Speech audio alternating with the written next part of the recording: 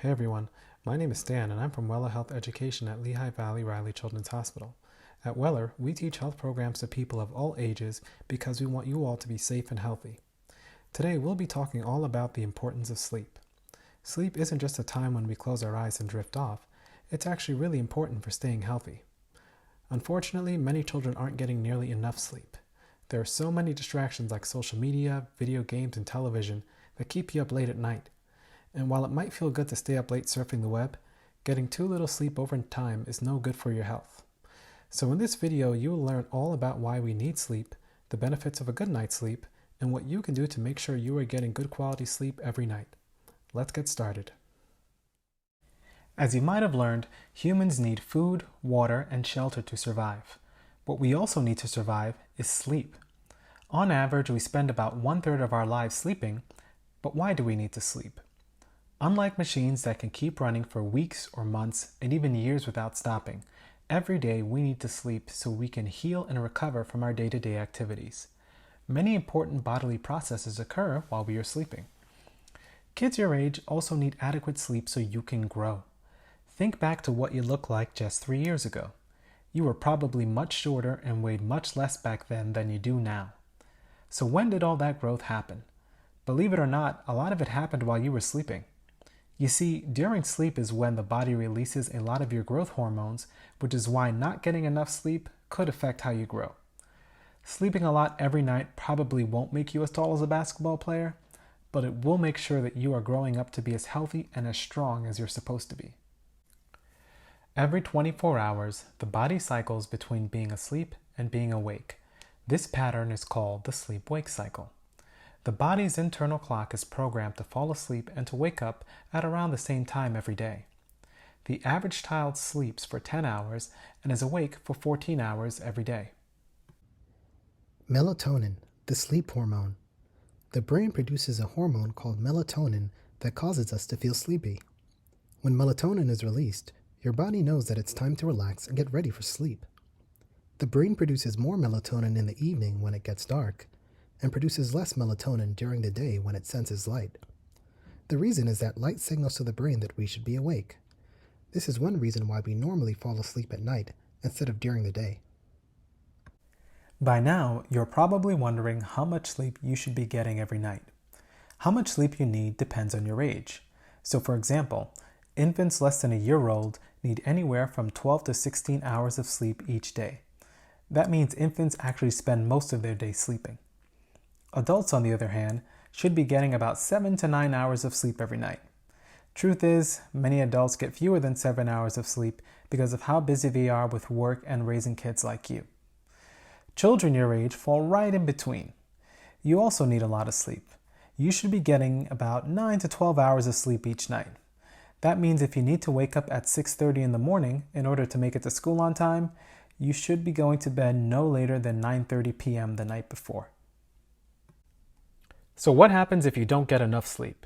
At the very least, you will feel tired and you may lack the energy to engage in any sort of physical activity. Also, since sleep affects our mood, you might feel really grouchy and easily annoyed. Sleep also helps the body recover from physical activity.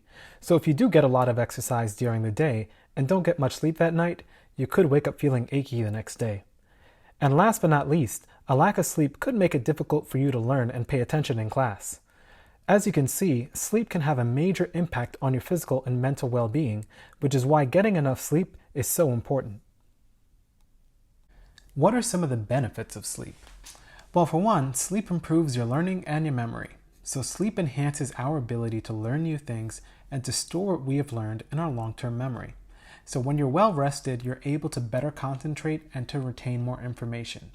If you want to do well in school, one of the easiest ways to help give your brain a boost is by getting enough sleep. Just make sure you're not getting all that sleep during class. I don't know about you, but I hate being sick. At some point, we all will get sick from something, whether it's a cold, a flu, or some other type of virus.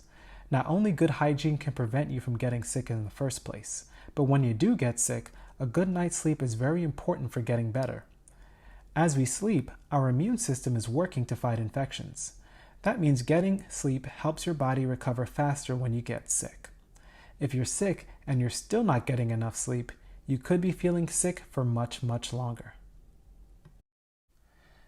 What can you do to get a good night's rest? Well, for starters, you can avoid caffeinated drinks. Caffeine is a chemical that can be found in certain drinks, such as coffee, tea, sodas, and energy drinks. Caffeine makes you feel more alert and less tired. People sometimes have caffeine in the morning to help them feel more awake. So although having caffeine in the morning isn't necessarily bad, having caffeine too close to bedtime can make it hard for you to fall asleep. Caffeine can stay in your body for a long time. We're talking several hours. So you should avoid consuming caffeine at least 6 hours before bedtime. That means if your bedtime is at 9 p.m., no caffeine after 3 p.m. Speaking of bedtime, going to bed at the same time every night helps your body establish a routine. If you go to bed at the same time every night, it'll be easier for you to fall asleep at that time because your body associates that time with when you should be falling asleep. While it may be tempting to stay up on the weekends watching videos or playing video games, it's best not to go to sleep too late past your usual bedtime because you could disrupt your sleep-wake cycle. Save screen time for daytime. The screens from electronic devices such as TVs, tablets, and cell phones emit blue light. The brain interprets blue light the same way it does sunlight. It tells your body that it should be staying awake rather than falling asleep. So if you're up late posting to social media or texting your friends, you may find it harder to fall asleep.